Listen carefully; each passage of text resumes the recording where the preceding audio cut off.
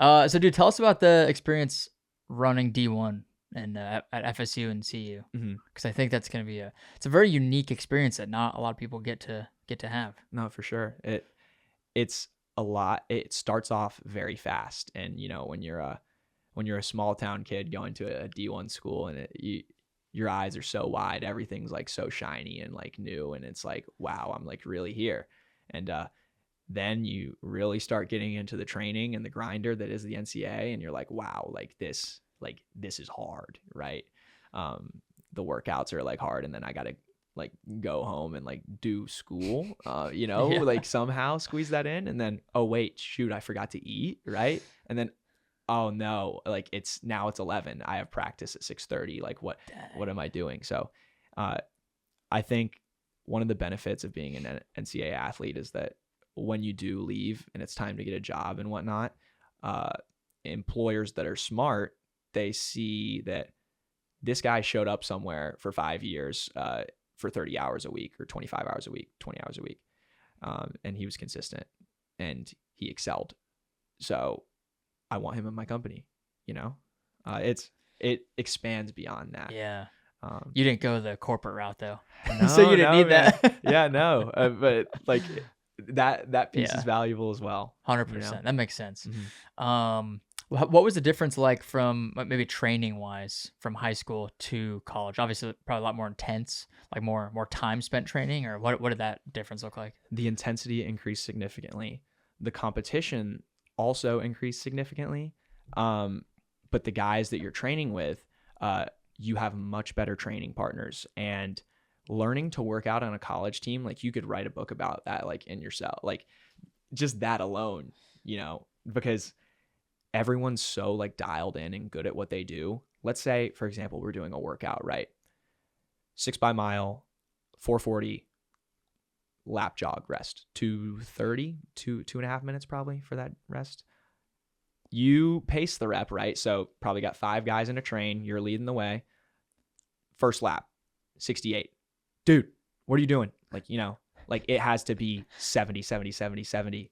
Dang. Like pacing, or any college runner will tell you, like pacing a rep is like one of the most like looked at and like important things, because like, man, like it makes all the 4 other guys behind you not feel so good.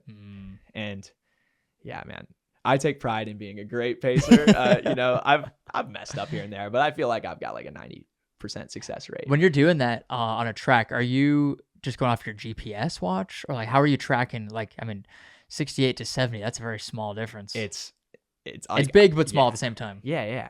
I could put on my resume probably like ask me to run a lap in 70 to 75 seconds or 66 to 75 seconds, and I will run the exact number that you give me. Really? Like that's how like in tune NCAA athletes are with their body. They know within the first 50 meters, hey, we're going to run a 66 if we keep on going at this clip, like let's back off.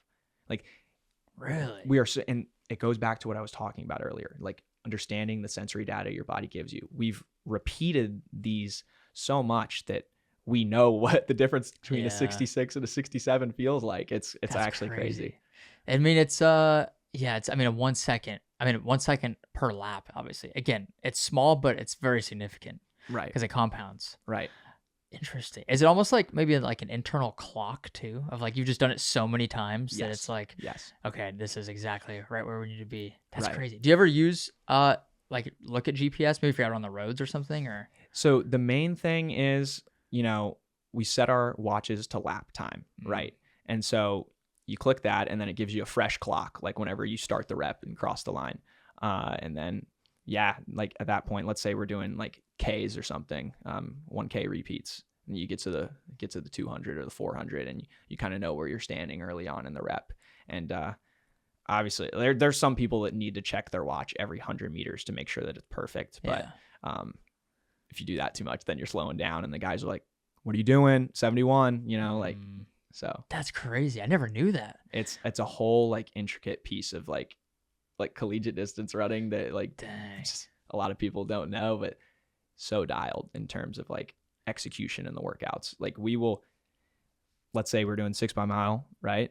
440. like we'll finish the workout. Our splits are 440, 440, 440, 440, 439, 438. Dang. Like the execution is professional, like very much so. That's so cool. Mm-hmm. Damn. I got to get better at that. I'm the GPS like every 30 seconds guy. Yeah. Well, the more you do it, man, you'll find That's it. true. You'll find your pocket. Nice. You know? Okay. So, what was your like? So 5K, 10K was your specialty. Is that cross country and track? good question. So high school, 5K for cross country, and that's what they offer. And then when you get to college, it's 8K in the regular season. So that's for people that know roughly 5 miles, probably like 494, 497. I can't 100% nail that. But and then when it gets to the championship season, and this is the most challenging part of the NCAA season, where you have to run 2 10K cross country in 8 days. Oh, wow. You know, regionals, and then you got to qualify. Obviously, like that's not too easy because you have to qualify. And then, nationals in 8 days later. Dang. And that's cross country or track? That's cross country. Okay. Yeah. And cross country is in the fall, track's in the spring, typically? Yeah. Cross country, fall sport, train all summer for it. And you use your summer base and foundation and the work that you did in the fall to really like springboard you into the spring season, because that's why having a good summer is so important, because you need to, if you're like one of the top guys, you need to be like running well into like mid-May and late June, and you're starting in December. So and that's why you can't rush it. It's a long way to home, you know? Yeah. Okay, dude, I clearly know nothing about track, cross country, this whole world, because I was never in it. Right. So track, you're obviously doing all the, is it 5K in college in track? Yeah. And in college, the events that are kind of like distance or considered distance, I would say 1500, 3K steeple, 5K, and 10K. Okay. And then once you get into the 8, I start to consider that middle distance. And some people consider the 15 middle distance as well. And honestly, I would too. And you run all those obviously on the track. Yep. Okay. Those are all done on the track. Okay. And which ones did you do in track and field? Primarily the 5K and the 10K outdoors. Okay. And then indoors, I would run the mile and the 3K, because indoors, the longest distance they offer is the 5. And so that's 25 laps on an indoor track. That's a 5K. And then 12 and a half outdoors. That's a lot. That's a lot of laps. Mm-hmm. And then for cross country, okay, you said that already. So, and cross country, you run, the course kind of varies, right? Like, is it like dirt or grass? Like, I've seen so many different variables of it. Yeah, that's the kind of the beauty of cross country, is that no venue is the same. They can be similar, but they're not the same. Florida State's course, I'll just take that for example, and they're actually hosting World Cross Country Championships in 2026. Oh, nice. Which is awesome. But starts off like flat grass. It's pretty quick, and then it goes to a sharp downhill, and then like another uphill, and then it turns around. And this is the unique piece of it that I'm getting to, is where you start to go through like a pine forest, and then it turns into gravel, and like it's an extended section of gravel. And my coach, Coach Brayman at FSU, he actually, when that course was birthed, he cut that course out with a machete. It used to be the garbage dump, and now it's Appalachia Regional Park, one of the premier cross-country venues in the United States. Oh, that's cool. So, and it's bringing in a lot of money for the city, and it hosts the state meet every year. It's a phenomenal venue. So we've run on gravel and through forest. It reminds me of like road running versus trail running a little bit. Mm-hmm. Like, it sounds like you'd have to train a little differently for those, or do you? Yes. I like to say, prepare for the surface that you're competing on. And so if it's cross country, then I'm telling my athletes, okay, let's do this on cross country surface. So anything that's not paved road or track.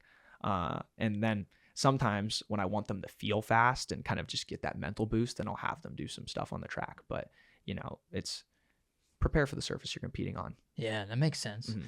Interesting. What was your favorite? Which one did you prefer? Whatever season I'm in is the one that I love at the moment. And then as soon as that season ends, I'm excited for the next one. So nice. I'm fortunate enough to be like very present in that, you know what I mean? Do the workouts themselves change, or just the surface you're running on? No, for sure. The workouts absolutely change, because in cross country, you have to throw the numbers out the window a little bit because of the surface. And when there's undulating things and like hills, like you can't put a pace on that unless you've done it so many times that you know what that what that means to run a rep in a specific time. So yeah, in cross country, sometimes it's just like throwing the pace out the window and trying to target a feeling rather than a time. Interesting. And then as things get more race specific, you can start out workouts like, all right, I'm going to do 3 minutes hard before this workout starts because I'm trying to simulate the start of a cross country race. Yeah. And that's like the art of coaching a little bit. Like, what are the demands of competition? What am I asking my body to do? And so doing that, like a cross country race typically goes out guns blazing. Everyone's trying to position themselves to get to the front.